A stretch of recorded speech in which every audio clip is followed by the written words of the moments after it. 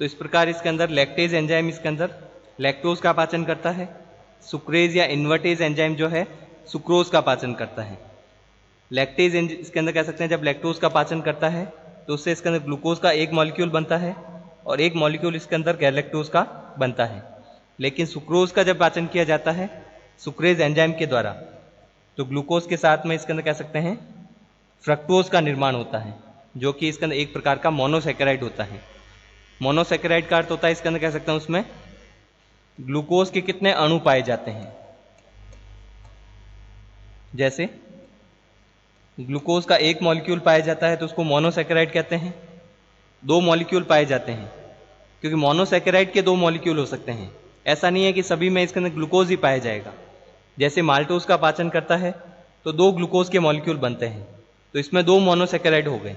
लेकिन लैक्टोज जो है एक तो ग्लूकोज मॉलिक्यूल होता है, दूसरा मोनोसैकेराइड कौन सा होगा, गैलेक्टोज होता है। तो ग्लूकोज का एक मॉलिक्यूल होता है उसको इसके अंदर कह सकते हैं कहा जाता है मोनोसैकेराइड, और दो मोनोसैकेराइड मिलकर डाइसैकेराइड का निर्माण करते हैं। मोनोसैकेराइड में ग्लूकोज भी हो सकता है, फ्रक्टोज भी हो सकता है, गैलेक्टोज भी हो सकता है, और फोर्थ इसके अंदर एक प्रकार का इसके अंदर मोनोसैकेराइड जिसको मैनोज कहा जाता है, मैनोज भी हो सकता है। इस प्रकार इसके अंदर दो मोनोसैकेराइड मिलकर डाइसैकेराइड का निर्माण करते हैं। ग्लूकोज और गैलेक्टोज दो मोनोसैकेराइड हैं, यह बनते हैं लैक्टोज के पाचन से। एंजाइम्स इसके अंदर होता है लैक्टेज, सुक्रेज एंजाइम सुक्रोज पर कार्य करता है और इसके अंदर दो अलग अलग मोनोसैकेराइड बनाता है जिसको ग्लूकोज और फ्रक्टोज कहा जाता है। लेकिन यदि वापस इसके अंदर जब ये तो इसके अंदर कह सकते हैं भोजन का पाचन किया जा रहा है, डाइजेशन हो रहा है, इसमें इसके अंदर जो बड़े मॉलिक्यूल होते हैं उनके छोटे इसके अंदर कह सकते हैं स्मॉल पार्टिकल में छोटे मॉलिक्यूल में तोड़ने का कार्य किया जाता है। जैसे फर्स्ट स्टेप में आपको बताया पॉलीसैकेराइड होते हैं, तो इसमें जैसे इसके अंदर दो मॉलिक्यूल हैं मोनोसैकेराइड के तो उसको डाइसैकेराइड कहा जाता है। दो से इसके अंदर ज्यादा होते हैं उसको पॉलीसैकेराइड कहा जाता है। जैसे आपको बताया था स्टार्च, या इसके अंदर कह सकते हैं प्लांट की सेल वॉल में पाए जाने वाला जैसे सेलुलोज, हेमी सेलुलोज। इसके अलावा स्टार्च, ग्लाइकोजन, ये पॉलीसैकेराइड होते हैं। उसमें ग्लूकोज की बहुत यूनिट पाई जाती है, 500 से लेकर 1000 यूनिट भी पाई जा सकती हैं, या 500 से 1000 ग्लूकोज के मॉलिक्यूल जुड़कर पॉलीसैकेराइड का निर्माण कर सकते हैं। तो दो से ज्यादा ग्लूकोज के मॉलिक्यूल होते हैं उसको ट्राइसैकेराइड भी कह सकते हैं, 4 होते हैं तो टेट्रासैकेराइड, 5 होते हैं तो पेंटासैकेराइड। इस प्रकार से इसका हेक्सासैकेराइड, हेप्टासैकेराइड भी कहा जा सकता है, 7 यदि ग्लूकोज के मॉलिक्यूल होते हैं। लेकिन 15, 20 या उससे ज्यादा होते हैं उसको हमेशा पॉलीसैकेराइड कहा जाता है।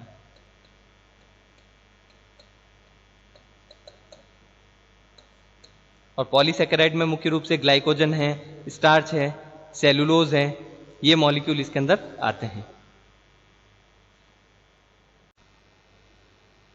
इंटेस्टाइनल जूस में नेक्स्ट एंजाइम हो सकता है जिसे कहा जाता है अल्फा लिमिट डेक्स्ट्रीनेज।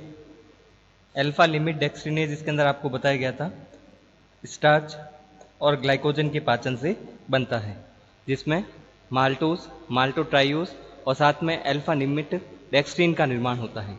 तो अल्फा लिमिट डेक्स्ट्रीन जो है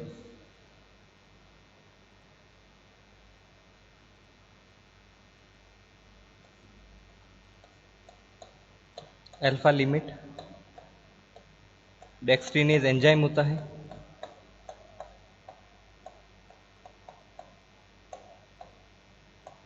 यह कार्य करता है कार्बोहाइड्रेट अल्फा लिमिट डेक्स्ट्रीन पर।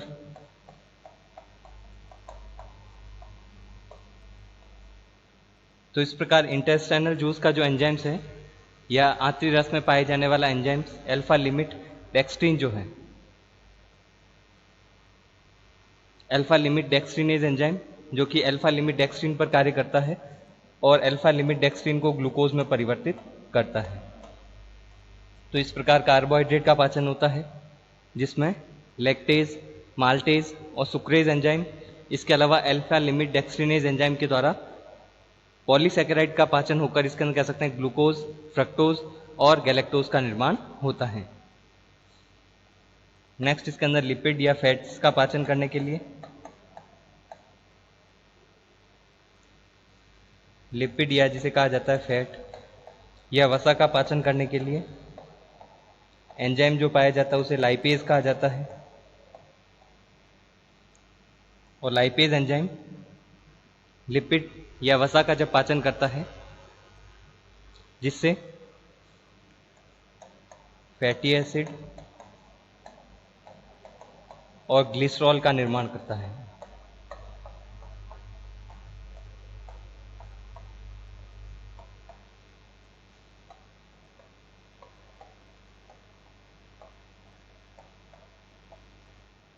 फैटी अम्ल और इसके अंदर यह जिसे कहा जाता है वसा अम्ल और ग्लिसरॉल का निर्माण इसके अंदर किया जाता है जब इसके अंदर लिपिड या वसा का पाचन होता है। फैटी एसिड से इसके अंदर या वसा अम्ल जिसे कहा जाता है, फैटी एसिड या वसा अम्ल और ग्लिसरॉल बनता है।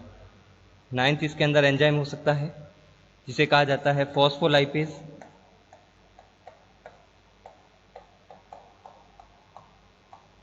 फॉस्फोलाइपेज जो एंजाइम होता है वह फॉस्फोलिपिड पर कार्य करता है।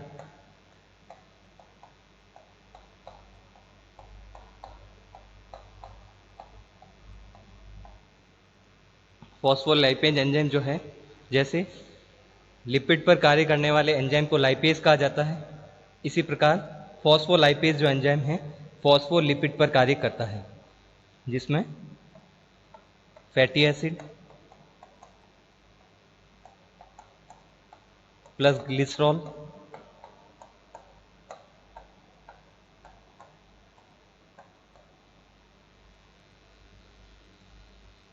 इसके अलावा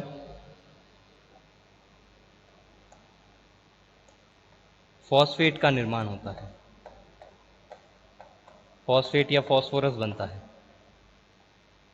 क्योंकि फॉस्फोलिपिड में फॉस्फेट ग्रुप पाया जाता है और फॉस्फोलिपिड इसके अंदर मुख्य रूप से यह जो लिपिड हैं यह सेल मेम्ब्रेन में पाए जाते हैं या कोशिका झिल्ली में पाए जाने वाले लिपिड होते हैं, जिसमें लिपिड के साथ फॉस्फेट ग्रुप इसके अंदर पाया जाता है। तो फॉस्फेट ग्रुप और इसके अंदर कह सकते हैं फॉस्फोलाइपेज एंजाइम इसके अंदर कार्य करता है फॉस्फोलिपिड पर और लाइपेज एंजाइम कार्य करता है लिपिड या फैट पर। तो फैटी एसिड और ग्लिसरॉल का निर्माण होता है जब लाइपेज एंजाइम कार्य करता है, और फॉस्फोलिपिड पर जब फॉस्फोलाइपेज एंजाइम कार्य करेगा जिससे फैटी एसिड, ग्लिसरॉल और थर्ड इसके अंदर कह सकते हैं फॉस्फेट का भी साथ में निर्माण होता है।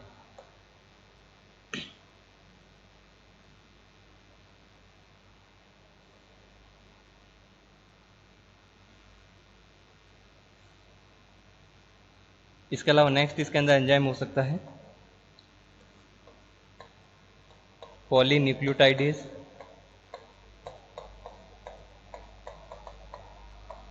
पॉलीन्यूक्लियोटाइडेज इसके अंदर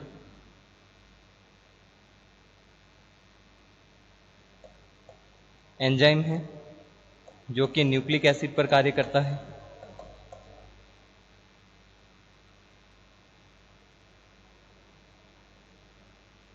न्यूक्लिक एसिड या जिसे कहा जाता है न्यूक्लिक अम्ल पर कार्य करता है।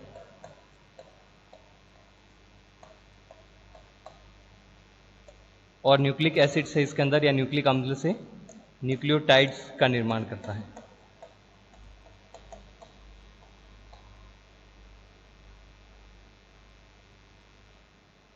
तो इस प्रकार इसके अंदर न्यूक्लिक एसिड या न्यूक्लिक अम्ल का पाचन करने के लिए एंजाइम्स भी इंटेस्टाइनल जूस या आंत्र रस में पाया जाता है। इसके अलावा इसके अंदर ऑर्गेनिक फॉस्फेट जो इसके अंदर फॉस्फोलिपिड के डाइजेशन से बनता है, फॉस्फेट इसके अंदर जो ग्रुप इसके अंदर कह सकते हैं बनता है, उसका पाचन करने के लिए भी इसके अंदर एंजाइम्स पाया जाता है। और इसके अंदर कह सकते हैं ऑर्गेनिक फॉस्फेट जो होता है इसके अंदर कह सकते हैं उसको फ्री फॉस्फेट ग्रुप में परिवर्तित करता है। तो डिफरेंट टाइप के इसके अंदर एंजाइम्स आंतरिक रस में पाए जाते हैं जो इसके अंदर कार्बोहाइड्रेट, प्रोटीन और लिपिड के पाचन को इसके अंदर कह सकते हैं कंप्लीट या पूर्ण करने का कार्य करते हैं। और सबसे ज़्यादा एंजाइम भी इसके अंदर कह सकते हैं इंटेस्टाइनल जूस या आंतरिक रस में पाए जाते हैं।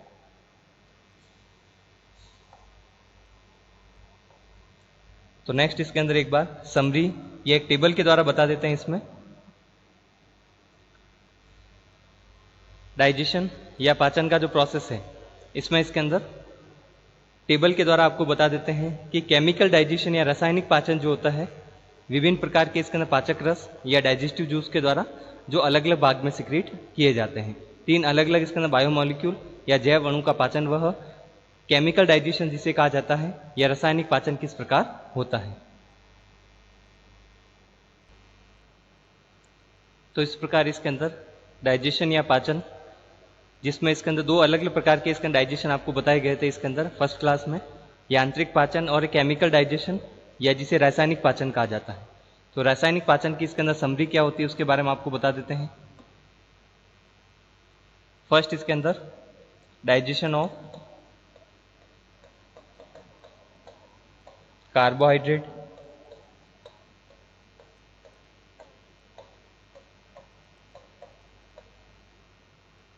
कार्बोहाइड्रेट इसके अंदर का डाइजेशन इसके अंदर कह सकते हैं या रासायनिक पाचन जब होता है डिफरेंट टाइप के इसके अंदर जूसेस या पाचक रस के द्वारा और इसके अंदर अलग अलग प्रकार के एंजाइम्स के द्वारा, जैसे पॉलीसैकेराइड,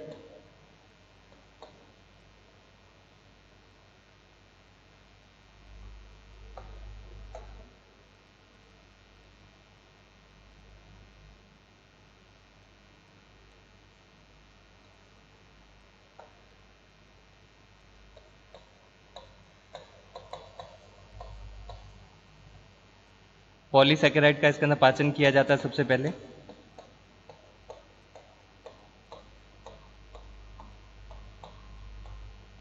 और पॉलीसैकेराइड का डाइजेशन होता है तो इससे माल्टोज,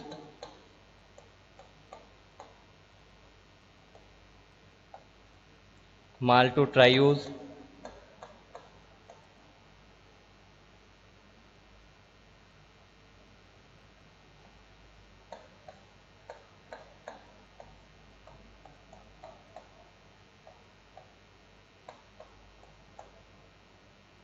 डाइसैकेराइड और ट्राइसैकेराइड का निर्माण होता है।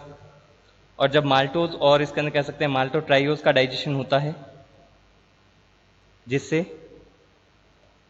ग्लूकोज, फ्रक्टोज और थर्ड इसके अंदर जैसे बन सकता है इसमें गैलेक्टोज।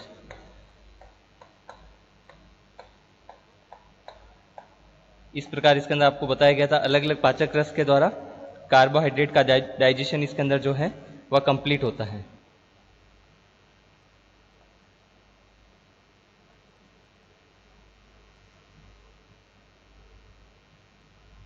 गैलेक्टोज और फ्रक्टोज, इसके अलावा इसके अंदर कह सकते हैं ग्लूकोज, तीनों मोनोसैकेराइड होते हैं। पॉलीसैकेराइड का डाइजेशन करने के लिए या पाचन करने के लिए सलाइवा या लार इसके अंदर पाचक रस का उपयोग किया जाता है। और इसमें भी इसके अंदर एंजाइम्स जो होता है इसके अंदर अल्फा एमाइलेज होता है या जिसे कहा जाता है टाइलिन।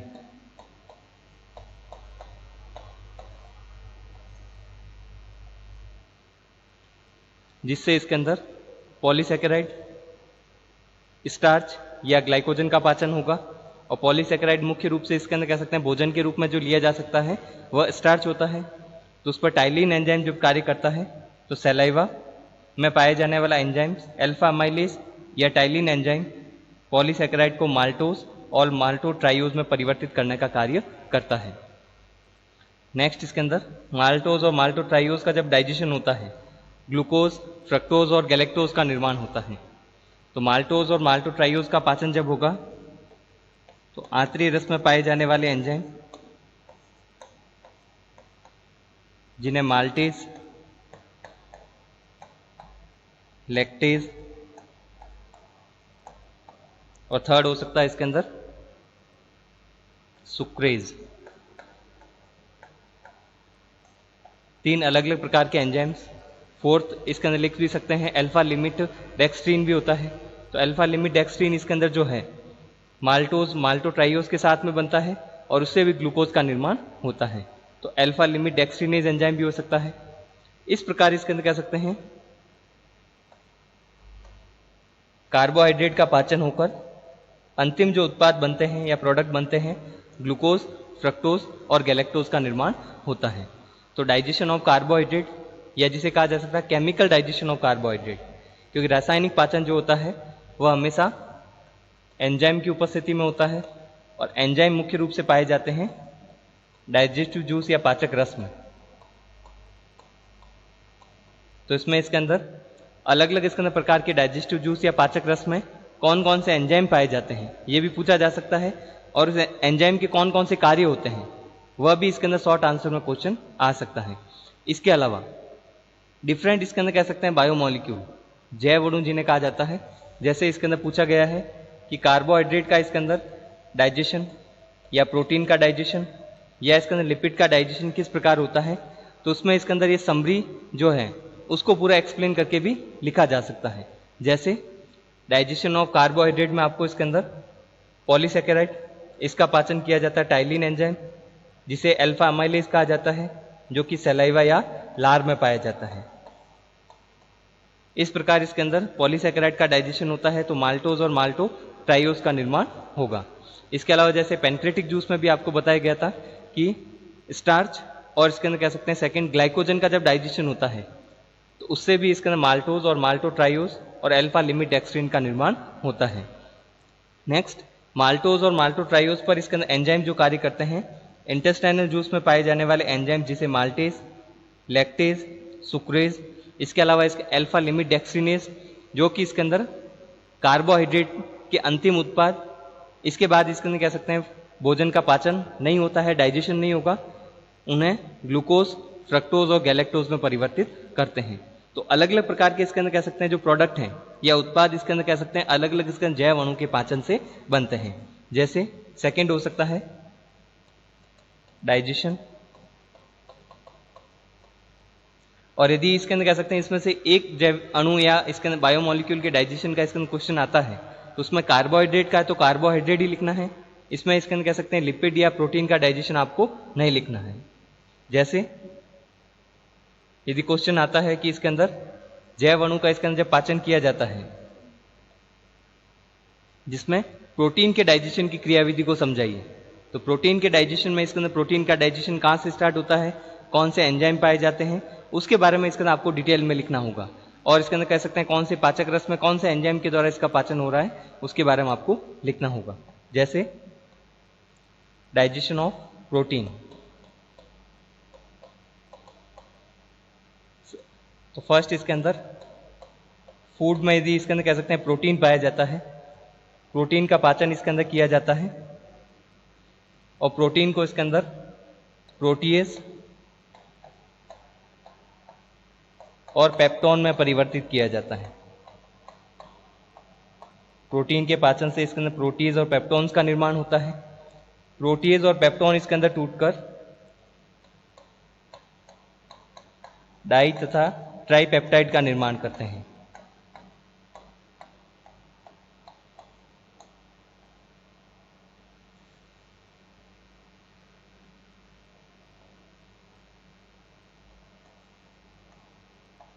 डाई तथा ट्राइपेप्टाइड पर इसके अंदर एंजाइम कार्य करता है और मोनोपेप्टाइड या अमीनो एसिड में परिवर्तित होता है।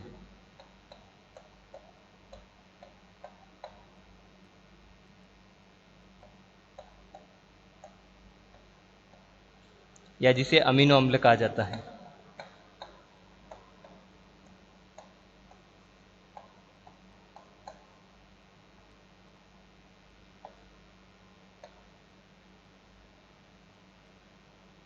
अमीनो अम्ल या अमीनो एसिड का निर्माण होता है। तो प्रोटीन का पाचन करने के लिए सबसे पहले जो एंजाइम्स पाया जाता है, गैस्ट्रिक जूस या जठर रस में एंजाइम इसके अंदर कौन सा होता है, पेप्सिन। और इसमें आपको बताया गया था इसके अंदर गैस्ट्रिक जूस या जठर रस में पाया जाने वाला एंजाइम्स पेप्सिन, पेप्सिनोजन के रूप में पाया जाता है। तो डिटेल में इसके अंदर कह सकते हैं या विस्तृत रूप से या लॉन्ग आंसर में यदि क्वेश्चन आता है तो उसमें आपको इसके अंदर कह सकते हैं प्रत्येक प्रकार के जो एंजाइम्स है इनएक्टिव फॉर्म है तो एक्टिव फॉर्म में कैसे परिवर्तित होता है उसके बारे में भी आपको लिखना होगा। जैसे पेप्सिन इसके अंदर एंजाइम जो है पेप्सिनोजन के रूप में पाया जाता है, तो पेप्सिनोजन से पेप्सिन का निर्माण इसके अंदर HCl या हाइड्रोक्लोरिक अम्ल के द्वारा होता है। तो ये भी स्टेप आपको उसमें लिखना होगा। जिससे इसके अंदर कह सकते हैं प्रोटीन के पाचन से प्रोटीज और पेप्टोन का निर्माण होगा। और प्रोटीज और पेप्टोन का जब पाचन किया जाता है अग्नाशयी रस के द्वारा,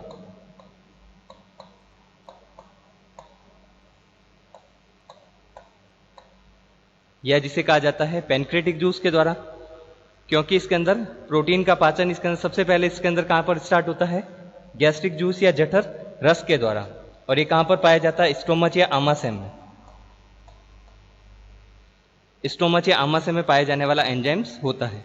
तो अग्नाशयी रस में पाए जाने वाले जैसे एंजाइम हैं काइमोट्रिप्सिन, और सेकंड हो सकता है इसके अंदर ट्रिप्सिन। ट्रिप्सिन इसके अंदर एंजाइम।